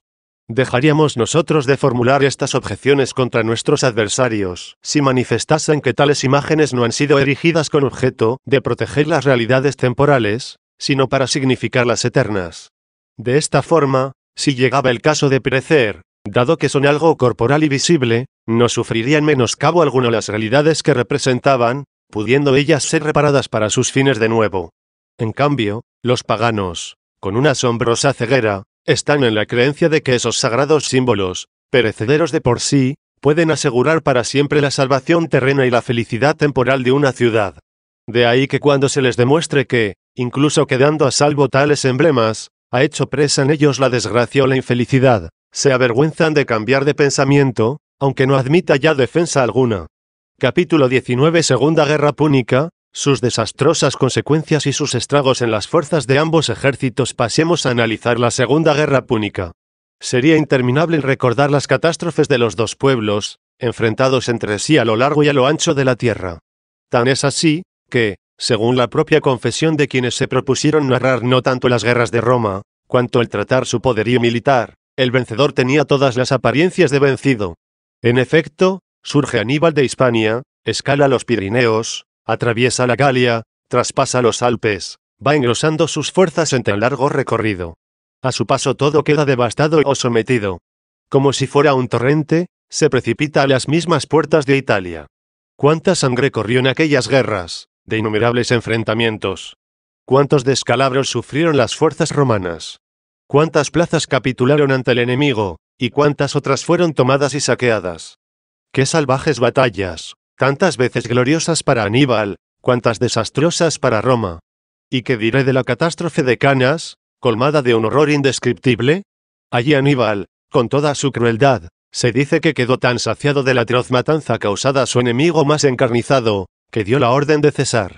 Desde el lugar de la batalla envió a Cartago 6 celemines de anillos de oro. Quería dar a entender que la caída de la nobleza romana en esta batalla había sido tan grande, que era más fácil medirla que contarla. En cuanto al desastre de la tropa restante, tanto más numerosa cuanto más indefensa, que yacía sin anillos, podían calcular por estos datos, que era más para deducirla que para notificarles cifras. A raíz de esta catástrofe, se dejó sentir una tal carencia de soldados, que los romanos enrolaron a reos de crímenes, a cambio de la impunidad, y catervas de esclavos, a cambio de su libertad. Con todos estos elementos lograron alistar, que no restaurar, un vergonzante ejército. Pero he aquí que a los esclavos, no vayamos a hacerles una injuria, a los ya libertos, dispuestos a luchar por la República Romana, les faltaban las armas. Arrancaron entonces las de los templos, como si los romanos dijeran a sus dioses: rendid las armas que inútilmente habéis llevado durante tantos años. Tal vez nuestros esclavos puedan sacar algún provecho con lo que vosotros, dioses nuestros, nada habéis podido lograr. Sucedió, además, que las arcas del Estado eran insuficientes para pagar la soldada del ejército, y se echó mano de las riquezas privadas para ayudar a los gastos públicos. Cada uno contribuyó con lo que tenía, hasta tal punto que, si exceptuamos los anillos y bulas individuales, tristes distintivos de nobleza, nadie se quedó con un grano de oro, ni siquiera el Senado, cuanto menos los restantes órdenes y las tribus. ¿Quién aguantaría hoy a los paganos, si se vieran obligados a pasar una tal penuria en nuestros días? Ahora apenas los podemos soportar, cuando entregan más a los histriones por un inútil placer, que entonces a las legiones para salvar la vida en tan apurado trance. Capítulo 20. Destrucción de Sagunto. Los dioses romanos, a pesar de estar sucumbiendo por su amistad con Roma, ningún auxilio le prestaron, pero entre todos los desastres de la Segunda Guerra Púnica, ninguno tan desgraciado ni tan digno de lamentar como la destrucción de Sagunto. Esta ciudad de Hispania, tan adicta al pueblo romano, fue destruida por conservarle su fidelidad. Fue aquí donde Aníbal rompió el pacto con los romanos, buscando pretextos para incitarlos a la guerra. Empezó primero por asediar ferozmente a Sagunto. Llega la noticia a Roma y ésta le envía legados para que levante el cerco. Aníbal los desprecia y se van a Cartago, donde exponen la querella sobre la ruptura del tratado de paz. No prospera la gestión y se tornan a Roma. El tiempo pasa en estas negociaciones y, mientras tanto, aquella desdichada ciudad, opulentísima, muy querida en su país y en Roma, es asolada por los cartagineses a los 8 o 9 meses. Solo leer cómo fue su final ya causa horror, cuanto más escribirlo. Con todo, lo trataré brevemente, ya que es de sumo interés para el tema en que estamos centrados. En primer lugar estaban los saguntinos consumidos por el hambre. Hasta se dice que parte de ellos llegaron a alimentarse de sus propios cadáveres. Al fin, ya cansados de todo, para evitar al menos caer prisioneros en las manos de Aníbal, levantaron públicamente una gigantesca hoguera y, clavándose las espadas, se arrojaron a las llamas con sus familias. ¿Cómo no intervinieron aquí estos dioses glotones y embusteros, hambrientos de la grasa de los sacrificios, que andan engañando a la gente con las patrañas de sus oscuros vaticinios? ¿Cómo no intervinieron aquí para ayudar a esta ciudad, tan amiga del pueblo romano? ¿Cómo no impidieron su destrucción, originada precisamente por mantener a toda costa su lealtad? Los dioses, por supuesto, fueron quienes presidieron, como mediadores, la alianza que unió a Sagunto con Roma. Y ahora es asediada, castigada, exterminada a manos de un pérfido por mantener fielmente lo que ella en su presencia y bajo su aprobación había contraído. Por fidelidad a ellos se sentía ligada y con juramento se había comprometido. ¿No fueron estos mismos dioses quienes más tarde, con rayos en una tempestad, aterraron a Aníbal, ya próximo a las murallas de Roma, y lo ahuyentaron de allí? Entonces, ¿por qué no actuaron de modo semejante al principio? Me atrevo incluso a afirmar que era más honrosa para ellos la posibilidad de desencadenar una tempestad en favor de los aliados de Roma, a la sazón en peligro por mantenerse fieles a su juramento, y en total ausencia de auxilio, que el hacerlo en favor de los mismos romanos.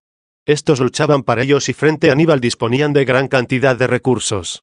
Si fueran los garantes de la felicidad y de la gloria de Roma, le habrían evitado el negro baldón del desastre saguntino. Qué simpleza creer que Roma no sucumbió bajo la victoria de Aníbal por haber tenido a estos dioses por baluarte, cuando no pudieron echar una mano a Sagunto para evitar su exterminio por mantener su alianza. Supongamos, por ejemplo, que el pueblo saguntino hubiera sido cristiano, y se hubiera visto en la necesidad de padecer algo semejante por su fidelidad al Evangelio, aunque, en realidad, nunca se habrían exterminado a sí mismos a sangre y fuego. Pero en el caso de que hubieran padecido la destrucción por su fe evangélica, lo habrían hecho con una esperanza que ha puesto su fuerza en Cristo, no por la recompensa de un tiempo insignificante, sino de una eternidad sin fin. Mas en relación con estos dioses, a quienes, al parecer, se les da culto, es más, se sienten en la obligación de dárselo, precisamente para asegurar la felicidad de estas cosas escurridizas y transitorias. ¿Qué nos responderán sus defensores para disculparlos sobre la ruina de Sagunto, sino lo mismo que responden sobre la muerte del célebre Régulo? Con esta única diferencia, que en aquel caso se trataba de un solo hombre, y en este de una ciudad entera. Pero en ambos casos la razón de la muerte ha sido la fidelidad al juramento prestado. Por esta fidelidad precisamente el uno eligió volver al enemigo, y la ciudad no quiso pasarse a él. ¿Con que el mantenerse fiel a la palabra dada provoca la cólera de los dioses? ¿O pueden sucumbir no solo un grupo de hombres, sino ciudades enteras, teniendo a los dioses de su parte? En tal disyuntiva, les dejo a nuestros adversarios, que elijan la respuesta que más les plazca. Porque si la fidelidad mantenida excita la cólera de tales dioses, pónganse a buscar perjuros que los honren. Y si, aun cuando los dioses les sean propicios, es posible a los individuos, o a las ciudades perecer víctimas de incontables y dolorosas torturas, es inútil darles culto con vistas a la felicidad de este mundo. Así que basta ya de enojarse quienes se piensan desgraciados por la pérdida del culto a sus dioses. Bien podría ocurrir que, a pesar de la presencia, incluso de la protección de sus dioses, se encontrasen ahora no solo renegando de una desdicha semejante a la actual, sino en medio de atroces tormentos, como antaño Régulo, o hasta ya totalmente devorados por la muerte. Capítulo 21. Ingratitud de Roma para con su libertador, Escipión. Su nivel moral en el momento en que Salusto la califica de óptima entre la segunda y última guerra con los cartagineses, cuando Salustio elogia a los romanos por su conducta inmejorable y su perfecta concordia mutua, paso por alto muchos detalles, ateniéndome al plan de la presente obra. En este período de costumbres ejemplares y magnífica convivencia, Escipión, el libertador de Roma y de Italia, el que acabó de forma gloriosa y admirable la Segunda Guerra Púnica, tan horrenda, tan destructora, tan peligrosa, que supo ser vencedor de Aníbal y domador de Cartago, cuya imagen se nos retrata como entregado a los dioses desde su juventud y educado en los templos, dimitió ante las acusaciones de sus enemigos personales. Exiliado de su patria, la que se había salvado y era libre gracias a su arrojo, se retiró al Iterno, donde pasó el resto de sus días. Después de su triunfo tan relevante, no quiso saber más de aquella Roma, se dice que dio órdenes de que ni siquiera sus funerales se celebrasen en su ingrata patria, después de su muerte. Luego, por obra primeramente del procónsul Gneo Manlio, triunfador de Galacia, se introdujo en Roma el lujo asiático, más peligroso que cualquier enemigo. Comenzaron a ponerse de moda los lechos de bronce, los tapices preciosos. Se introdujeron en los banquetes tocadores de arpa y otras licenciosas depravaciones. Pero de momento me he propuesto hablar de los males que los hombres padecen contra su voluntad, no de aquellos que realizan con gusto. De ahí que el caso antes citado de Escipión, forzado a abdicar por las acusaciones de sus enemigos, muerto fuera de la patria que él mismo había liberado, es mucho más esclarecedor para lo que estamos discutiendo. Porque aquellos espíritus divinos, de cuyos templos hizo retroceder a Aníbal, no le correspondieron. Ellos, que reciben culto únicamente por esta felicidad temporal. Pero, como Salustio califica este tiempo de óptimas costumbres, he creído oportuno citar lo del lujo asiático, para que se vea como Salustio lo dijo comparándolo con otros períodos de su historia, donde reinaron costumbres más corrompidas en medio de gravísimas discordias. Fue entonces, entre la Segunda y Tercera Guerra Púnica, cuando se promulgó la ley Boconia, que inhabilitaba para la herencia a la mujer, incluso aunque fuera hija única. Yo no sé si es posible encontrar algo más injusto de palabra y de obra. A pesar de ello, durante todo el intermedio entre estas dos guerras púnicas, las desgracias de Roma fueron más soportables que en otros periodos. Solamente el azote de la guerra lo sufría el ejército en campañas del exterior, sirviéndole sus victorias de consuelo. Dentro de Roma no había las discordias que la destrozaban en otros tiempos. Pero en la última guerra púnica, Escipión el Menor, de un solo ataque, destruyó de raíz a la rival del poderío romano, de ahí le ha venido el sobrenombre de africano. Y seguidamente un tal cúmulo de males infestó al Estado romano, por causa de su prosperidad y seguridad política, fuente esta de inmoralidad y de los males restantes, que se puso de manifiesto ser más nociva la fulminante caída de Cartago que lo fue su enemistad, tanto tiempo alimentada. Pasemos revista al período que sigue hasta César Augusto, quien parece haber arrebatado por completo la libertad de los romanos, esa libertad que ya ellos mismos no tenían como gloriosa, sino pendenciera, funesta, sin nervio alguno y griega lánguida. Todo lo concentró en un absolutismo tiránico, bajo las apariencias de una restauración y renovación de la República, extenuada por una especie de decrepitud enfermiza. En todo este período omitiré los desastres militares, tantas y tantas veces repetidos, debidos a unas u otras causas, así como el pacto con Numancia, vergonzoso, horrendo, ignominioso. Al cónsul Mancino se le habían volado los pollos de la jaula. Fatal augurio, según dicen. Como si durante tantos años en los que estuvo sitiada esta insignificante ciudad, teniendo en jaque al ejército romano, y que ya comenzaba a ser el terror de la República, la hubieran atacado los otros generales con augurios diferentes. Capítulo 22. Edicto de Mitrídates. Todo ciudadano romano hallado en Asia deberá morir. Ya he dicho que dejaré a un lado estos acontecimientos. No obstante, no pasará en silencio la orden que dio Mitrídates, rey de Asia, de exterminar en un solo día a todo ciudadano romano que se encontrase en cualquier parte de su territorio. Había un gran número dedicado a los negocios. Y se cumplió la orden. ¡Qué lamentable espectáculo! En un instante, donde quiera se encontrase un romano, en el campo, de camino, en la ciudad, en su casa, en su barrio, o en la plaza, en el templo, en la cama, o a la mesa, en fin, cuando menos lo esperaba y de forma despiadada, todos eran degollados. ¡Qué morir aquel tan lastimero! ¡Qué lágrimas arrancaban a los circunstantes, y quizás sus mismos verdugos! ¡Qué cruel obligación la de los nativos que los hospedaban, ver en su propia casa aquellos viles asesinatos, más aún, tener que perpetrarlos!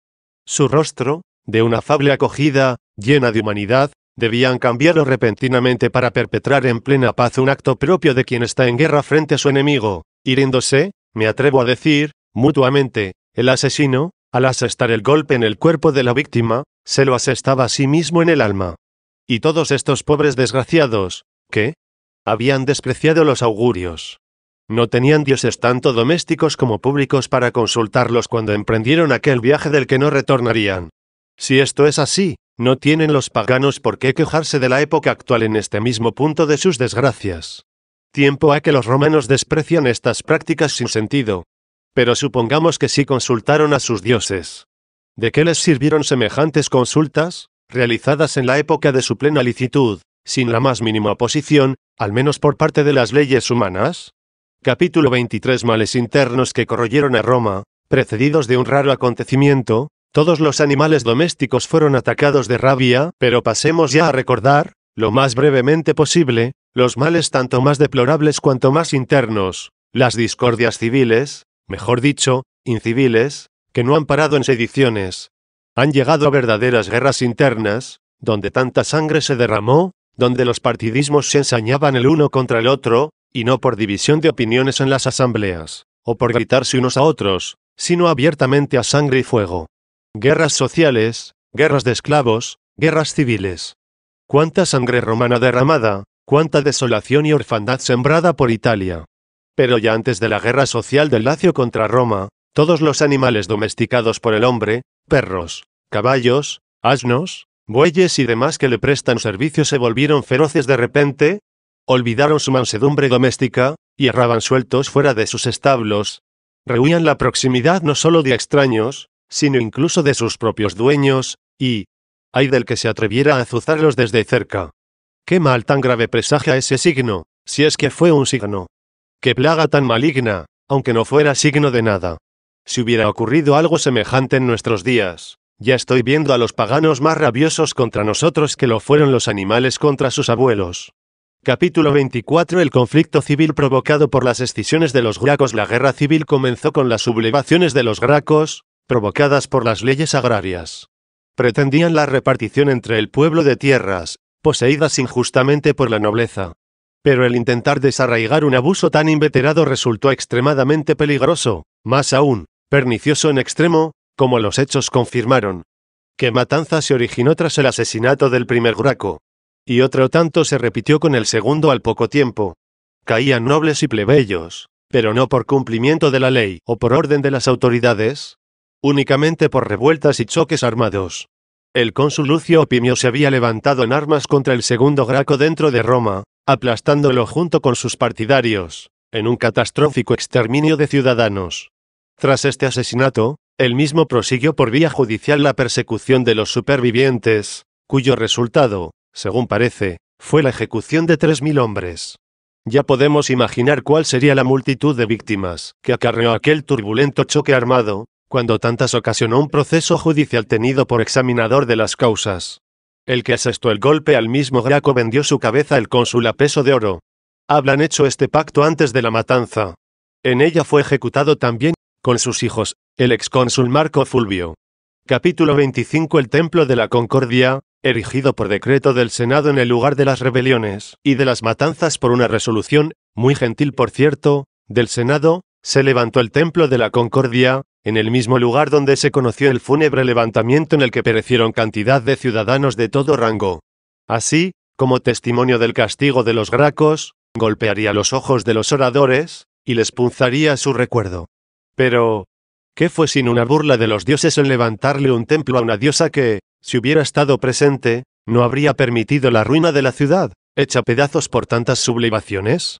A no ser que la diosa Concordia, rea de tal crimen, por no haber prestado ayuda moral a sus ciudadanos, mereciera ser encerrada en aquel templo como en prisión. Porque los romanos, para ser más consecuentes con la realidad, ¿no levantaron un templo a la discordia? ¿Qué razones aducen para que la concordia sea diosa y la discordia no? Para que, según la distinción de la Beón, una sea buena y la otra mala. Él no parece guiarse por más razones que esta. En Roma advirtió que se había levantado un templo a la diosa Fiebre, así como la Salud. Con la misma lógica debió erigirse templo a la discordia y no solo a la concordia. Fue arriesgado para los romanos decidirse a vivir bajo el enojo de una diosa tan maléfica. Se olvidaron de que su cólera fue el origen de la destrucción de Troya. En efecto, no fue invitada al banquete con los demás dioses. Entonces maquinó el arrojar la manzana de oro para encender la rivalidad entre las tres diosas. De ahí se originó la disputa entre estas divinidades, la victoria de Venus, el rapto de Helena, la destrucción de Troya. Quizás se sentía indignada de no merecer un templo en la urbe con los demás dioses, y por eso traía revuelta la ciudad con tantos enfrentamientos. Cuánto más tuvo que encenderse su cólera al ver que en el preciso lugar de la matanza, es decir, en el lugar de su intervención, veía levantarse un templo a su rival. Cuando ven que nos reímos de todas estas ridiculeces, los paganos cultos y prudentes se ponen de mal humor. Y, sin embargo, los adoradores de divinidades buenas y malas no salen de este dilema entre la concordia y la discordia, o bien que dejaron de lado el culto a estas dos diosas, prefiriendo el culto a Fiebre y a Belona, a quienes antaño les dedicaron santuarios, o bien que le rindieron culto también a aquellas. Pero he aquí que concordia los abandona y discordia se ceba en ellos hasta llevarlos a la guerra civil. Capítulo 26. Las diversas clases de guerras que siguieron a la erección del templo de la concordia insigne barrera contra las sediciones creyeron los romanos poner ante los oradores en el templo de la concordia, como testigos de la muerte y del suplicio de los gracos. El provecho que sacaron de tal medida nos lo indican los males peores que luego siguieron. Porque estos oradores, a partir de entonces, se esforzaron no en evitar la recaída en el ejemplo de los gracos, sino en superar sus proyectos. Así el tribuno del pueblo, Lucio Saturnino, el pretor Cayo Servilio y, más tarde, Marco Druso desataron rebeliones que ocasionaron matanzas de por sí gravísimas. Además, inflamaron toda Italia en las guerras sociales, dejándola profundamente deshecha, de forma que llegó a una devastación y a una despoblación impresionantes. Vinieron seguidamente la guerra de los esclavos y las guerras civiles. ¿Cuántos enfrentamientos? ¿Cuánta sangre derramada? Aquellas gentes de Italia, sobre las que pesaba fuertemente el poderío romano, quedaban domadas como si se tratara de una raza de salvajes. Y luego, de un puñado de gladiadores, menos de 70, se originó una guerra civil. ¿Y de qué modo? Hay que ver cómo fue aumentando el número, y a qué arrojo y ferocidad llegaron. ¿Cuántos generales de Roma tuvieron que rendirse ante este aluvión? ¿Qué ciudades y regiones, y en qué forma fueron arrasadas? Si apenas los historiadores han sido capaces de hacer una descripción. Pero no paró en esto la guerra de los esclavos. Saquearon primero la provincia de Macedonia, luego Sicilia y la costa marítima. ¿Quién podría describir en toda su magnitud los horrores de sus pillajes, y luego la guerra en toda regla de piratas? Capítulo 27. La guerra entre Mario y Sila. Mario llegó a teñirse de sangre ciudadana, dando muerte a muchos de sus adversarios políticos. Luego, vencido, huyó de Roma y pudo ésta respirar un poco. Para utilizar términos ciceronianos, venció después Cina con Mario. Y una vez que se exterminó a los hombres más ilustres, se apagaron las lumbreras de la ciudad. Pero vino Sila y tomó el desquite de esta victoria cruel. Huelga decir a costa de cuántas ejecuciones civiles y de cuántas desgracias para el Estado. De esta venganza, más funesta que si hubieran quedado impunes los crímenes castigados, dice también Lucano, fue peor el remedio que la enfermedad. Cayeron los culpables. Pero cuando ya solo culpables podían sobrevivir, se dio rienda suelta al odio, y el rencor se desbocó sin los frenos de la ley. Durante aquella guerra entre Mario y Sila, dentro ya de la misma Roma, las calles, las plazas, los foros, los teatros, los templos, estaban repletos de cadáveres. Esto sin contar los caídos en pleno campo de batalla. Era difícil saber cuándo los vencedores hicieron mayor matanza, si antes para vencer o después por haber vencido. Primeramente Mario, tras su victoria, vuelve, restablecido, de su propio exilio. Sin tener en cuenta los innumerables homicidios cometidos por todas partes, fue puesta en los rostros la cabeza del cónsul Octavio. César y Fimbria fueron asesinados en sus propias casas. Los dos Crasos fueron ejecutados, uno en presencia del otro. A Bebio y Numitorio, arrastrados de un garfio, les derramaron las entrañas y así perecieron. Cátulo tuvo que beber veneno para librarse de las manos de sus enemigos. Mérula, Flamendial, se cortó las venas, ofreciendo en libación a Júpiter su propia sangre. En fin, en su presencia se ejecutaba inmediatamente a todo aquel que, al saludarlo, se negase Mario a tenderle la mano. Capítulo 28. Victoria de Sila, vengadora de la crueldad de Mario. Pero a la de Mario siguió la victoria de Sila, vengadora evidentemente de sus crueldades, y a costa de mucha sangre ciudadana. Pero apenas terminada la guerra, los dioses, que aún estaban al vivo, convirtieron la victoria más cruel todavía durante el período de paz. A las primeras todavía recientes matanzas de Mario el Viejo se añadieron otras más graves aún de Mario el Joven y Carbón, ambos del partido de Mario. Viendo venir la victoria de Sila, y llegando incluso a dudar de su propia salvación, todo lo llenaron de cadáveres tanto propios como enemigos. Aparte del desastre sembrado por doquier, cercaron el Senado, y desde la curia iban llevando a la muerte a los senadores como desde una cárcel. El pontífice Mucio Escébula 97 fue degollado abrazando el altar mismo del templo de Vesta, lo más sagrado para los romanos. Su fuego, alimentado constantemente por el esmero de vírgenes doncellas, quedó medio apagado con su sangre. Entró luego Sila en Roma en son de victoria. En la villa pública, no llevado de la crueldad de la guerra, sino de la paz, sin entrar en lucha, simplemente con una orden, dio muerte a 7000 que se habían entregado prisioneros, y, por consiguiente, inermes. Por toda la ciudad, cualquier partidario de Sila mataba a quien le venía en gana, hasta llegar a ser incontables los cadáveres. Por fin se le sugirió a Sila que sería conveniente dejar a algunos con vida, para que los vencedores tuvieran a quien mandar. Se puso freno entonces a la enloquecida licencia de cortar cabezas, que tenía lugar a cada paso. Y, en medio de gran regocijo, se expuso al público la famosa lista con los nombres de 2000 ciudadanos de los dos órdenes más honorables, es decir, del ecuestre y del senatorial, para ser muertos o proscritos. Era triste ver la cantidad, pero quedaba el consuelo de que tenía un límite.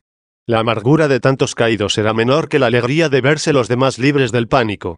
Sin embargo, la misma seguridad de los salvados, aunque cruel, hubo de lamentar las refinadas torturas que se aplicaron a algunos de los condenados a muerte. A uno, por ejemplo, lo despedazaron con las manos, sin arma alguna, con un salvajismo mayor, hombres ellos a un hombre vivo, que lo hacen las fieras cuando despedazan a un cadáver que se les arroja. A otro le arrancaron los ojos y le fueron cortando los miembros trozo a trozo. Así tuvo que vivir, mejor dicho, tuvo que ir muriendo durante largo tiempo en medio de atroces tormentos. Se llegaron a poner a pública subasta ciudades famosas, como si se tratara de cortijos, y a una se la condenó entera a muerte, como a un reo que se conduce al degüello. Todas estas atrocidades se cometieron en plena paz, después de terminada la guerra, no para acelerar la victoria, sino para hacerla respetar. Parece como si la paz hubiera rivalizado en crueldad con la guerra y hubiese quedado victoriosa. La guerra derribó a hombres armados, la paz a los inermes. En guerra, el atacado podía responder con otro ataque. En la paz no les era posible vivir a los librados de la muerte, sino que se les obligaba a morir sin resistencia. Capítulo 29. Comparación entre la invasión de los godos y las calamidades de los romanos recibidas de los galos y de los autores de las guerras civiles.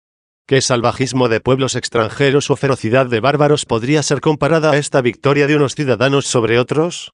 ¿Ha visto Roma cosa más funesta, más tétrica, más amarga? Quizá antaño la irrupción de los galos, o recientemente la de los godos, o más bien la fiereza de un Mario o un Sila, o de otros miembros de sus partidos, que eran como las lumbreras de todo el partido. Cierto que los galos pasaron a cuchillo a cuantos miembros del Senado encontraron por toda la ciudad, exceptuados los de la fortaleza capitolina, que a duras penas se pudo defender sola. Sin embargo, a los refugiados en este cerro les permitieron, a precio de oro, comprar sus propias vidas, condenadas a extinguirse si no por la espada, sí por el asedio. Los godos, en cambio, perdonaron la vida a tal cantidad de senadores, que lo raro es contar quiénes perdieron la vida. No así Sila, todavía en vida de Mario, se fue en son de victoria al Capitolio, respetado antes por los galos, y allí se instaló para decretar matanzas. Y como Mario se dio a la fuga, para volver más feroz y sediento de sangre, Sila, incluso por un decreto del Senado, desde el Capitolio despojó a gran número de la vida y de sus bienes.